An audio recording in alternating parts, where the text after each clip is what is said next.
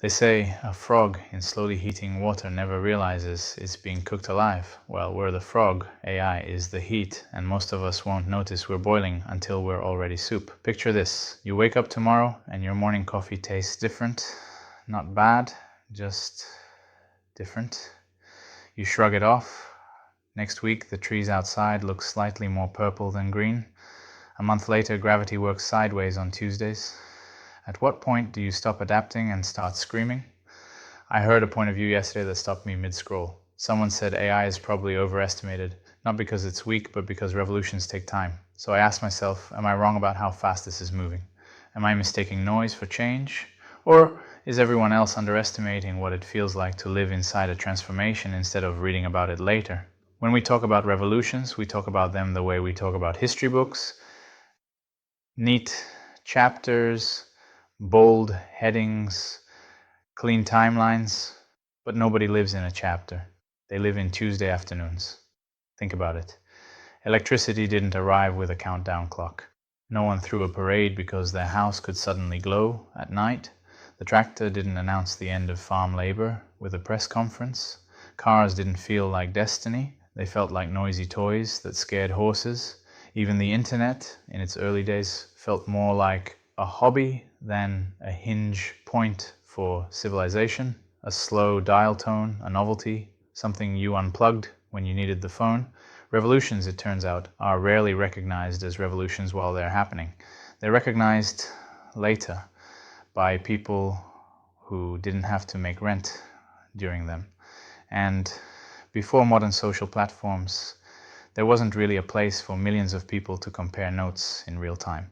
There were newspapers, one voice per city, television, a handful of voices per nation, media that felt authoritative but narrow, clean, curated, not a swarm of perspectives, not a constant hum of, wait, are you seeing this too? That's why it feels like in the era after social media, only two things have really felt like global experiments unfolding in public: crypto and AI. Crypto is a useful mirror here. People who believed in it weren't stupid. They were just early in a way that confused speed with arrival. The big ideas weren't wrong. The timelines were. The future showed up, just not on the calendar they circled. We're still not buying coffee with it. We're still not living in digital cities. And yet, something undeniably shifted quietly, infrastructure level quietly. Now AI enters the room and the argument goes, same story, overhyped, overpromised, underdelivered, at least in the short term, and maybe that's true. But this isn't just a tool that improves productivity, it's a tool that improves itself. Like giving evolution a Red Bull and a deadline, that's not a small difference. That's the difference between a hammer and a hammer factory that learns how to build better factories. Imagine you're building a ladder to the moon. Sounds impossible, right?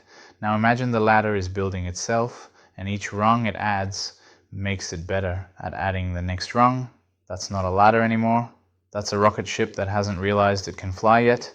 You don't need certainty to feel the implication of that. You just need imagination.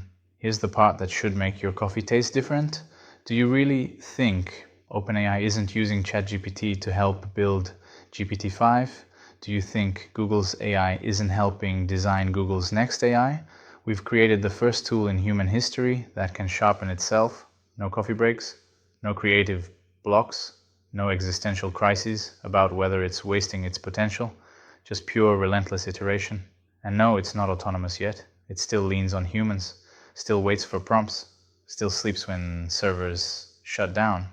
But hypothetically, purely hypothetically, what happens when that changes? When the system stops being a bicycle and starts feeling more like weather?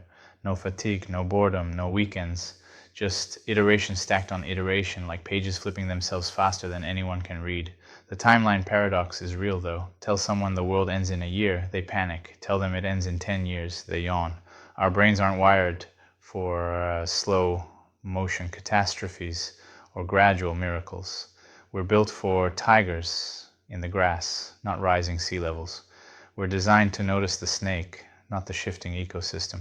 So let me offer a metaphor. Imagine waking up and your AI assistant has already responded to your emails, scheduled your day, and started 3 projects you were thinking about but hadn't verbalized. Imagine every job interview asking not what you know, but how well you collaborate with intelligences that think in dimensions you can't comprehend. Imagine explaining to your kids what it was like when humans were the smartest things on the planet, the way your grandparents explained life before electricity. That world isn't coming in centuries or decades. The water is already warming, the ladder is building itself. The revolution isn't being televised because it's being computed, iterated, and deployed faster than we can live stream it. In a year, AI will disappoint you. In 3 years, it will surprise you. In 10 years? Well, 10 years is exactly the amount of time it takes for the impossible to become inevitable, to become mundane. It's the perfect distance for transformation. Far enough that we don't panic, close enough that we can't escape. The weird thing about living through a revolution is that it doesn't feel revolutionary. It feels like Tuesday. It feels like your coffee tastes a little different, and you can't quite put your finger on why. It feels like adaptation, not transformation. But maybe that's the point. Maybe revolutions aren't meant to be recognized while they're happening. Maybe they're designed to sneak up on us one slightly different tasting morning at a time. Because if we really understood what was coming, if we could truly grasp the magnitude of the change bearing down on us, we might do something crazy. We might actually prepare. We might demand different choices. We might jump out of the pot, but we won't, because the frog never jumps out of the boiling water. It just keeps swimming, adapting to each degree of change, right up until the moment it realizes it's been soup all along. If you like this kind of content, please share it.